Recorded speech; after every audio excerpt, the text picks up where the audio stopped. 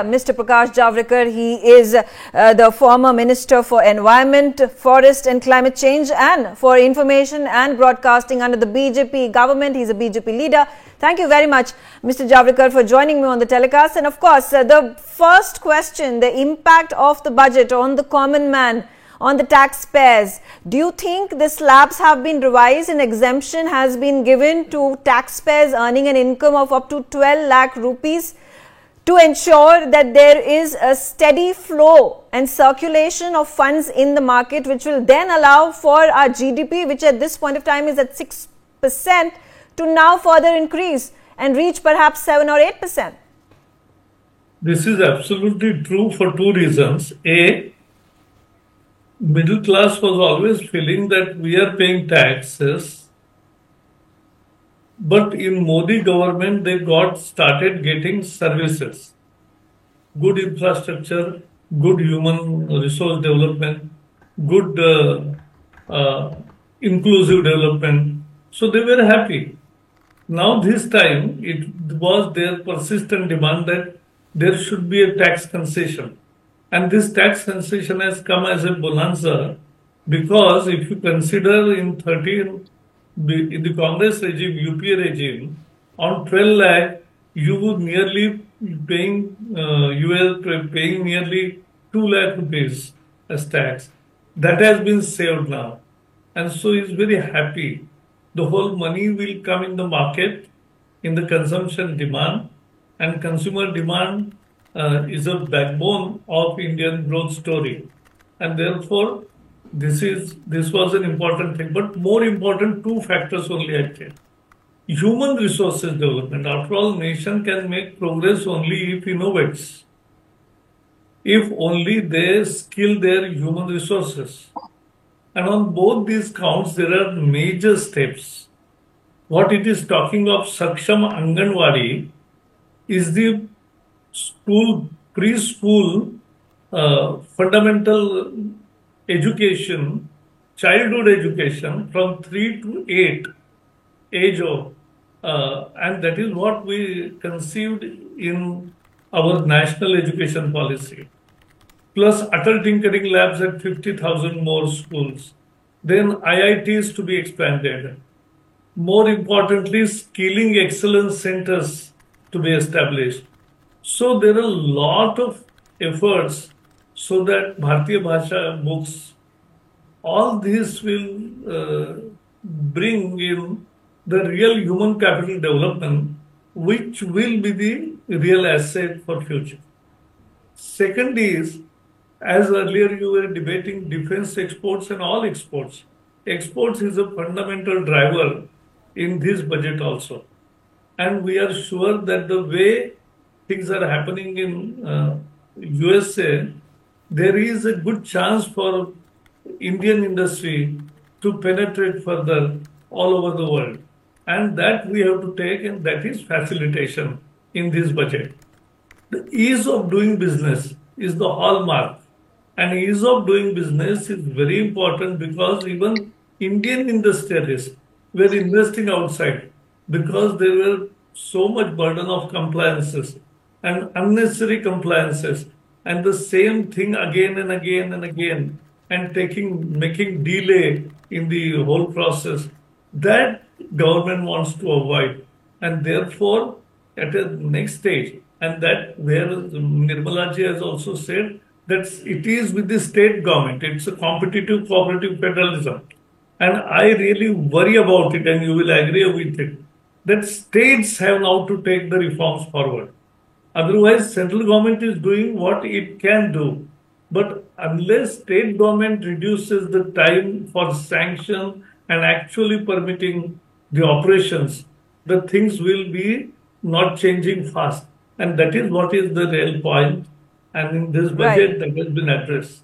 Yeah. And for that, state governments are now being offered 1.5 lakh crore of interest-free loans. It's a huge huge fund allocation in a way from central government.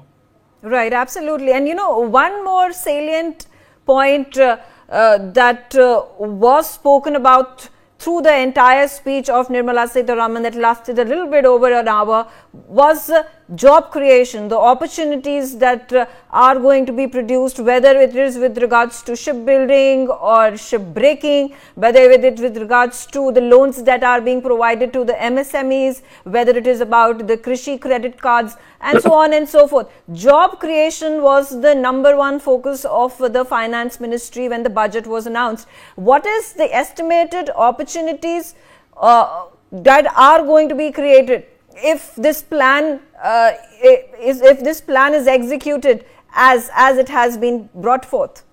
I think it will work because we have to produce 8 million jobs every year, and jobs, not government employments.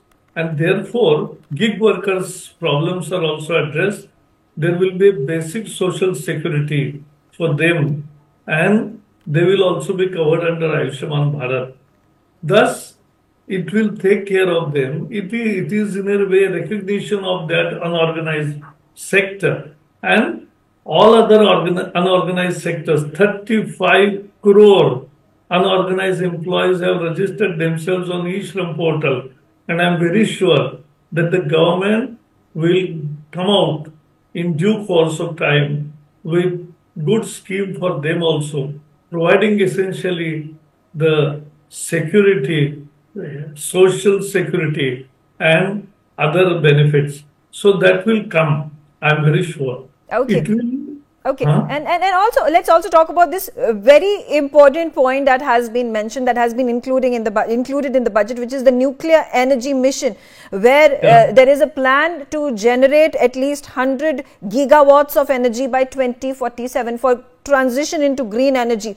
Amendment of the Atomic Energy Act will have to take place. There is a 20,000 crore corpus that has been assigned for this task. How is this going to build India into a renewable energy economy? Nuclear energy is absolutely environmental friendly, fully sustainable, and at the same time, it is in a way net zero thing for emissions are concerned. The issue of nuclear plant is, and my suggestion has always been to the officers at the concerned ministry, that unless they go to the area where they propose to have the plant, there will always be misconception. There will be rumor mongering. Officers and the other people have to go there and first educate and motivate people so they will welcome. But without any real dialogue with the people, that makes a hurdle. And when once agitation starts, everybody starts opposing it, and therefore today's story is that no real development is taking place because all sides are booked, but there is opposition. So that dialogue is very important, and if that happens, I'm very sure, and there are vested interests also. And as Prime Minister yesterday said, the deep state which were opposing the Indian development. And as an environment minister, I had seen there were many NGOs annual reports submitted, were saying that we have effectively stopped this development project. So this used to be their credit in the eyes of the foreign donors. But we have now, I think, all these forces will be weakened, and we have to reach out to people. And people want development. Poor people have also tremendous aspirations, and therefore everybody will, and people trust Modi ji very well. This has happened after many years, that continuously 3 terms, and there is tremendous faith in leadership. That also brings economic development, and therefore I think this budget is a path-breaking budget. On the road, it's a roadmap to achieving 2047 as a developed India, and all factors are taken care of. And I think this is a continuous philosophy behind economic policies of Modi government. People used to criticize earlier that Modi doesn't understand economics. but I think ultimately he has proved the best economist, Prime Minister. Okay, also bringing into focus the allocation that has been made for the development of Bihar. We're talking about the corpus for the Makhana board, talking about food processing institute that is going to be set up. Then we're talking about the greenfield and the brownfield airports that are going to come up in Bihar. Is this more an inclusion made because JDU, which is led by Nitish Kumar, who is the Chief Minister of Bihar, is in coalition with the BJP to form the NDA government, or does Bihar actually need all these development planks? Bihar needs development. It was lagging behind for decades, but now it is on the stream of development. And more importantly, it was not about election. Modi doesn't think of elections only. He thinks of the whole East. He wants to develop the East India, which has tremendously mineral rich, which has a very fertile soil, but still because of low productivity, they are suffering. And therefore, he wants to improve the productivity as well as marketing. And he has also given a new program of aspirational district, out of which major districts out of 100 districts, nearly 70 districts are in eastern side, all those states. And therefore, he wants to give them a chance, and that is completely reflected with the tremendous amount of allocation for development of all kinds of food grains and more money in the hands of farmers. Okay. All right. Thank you, Mr. Prakash Javadekar, for joining me on the telecast and sharing your views on Budget 2025.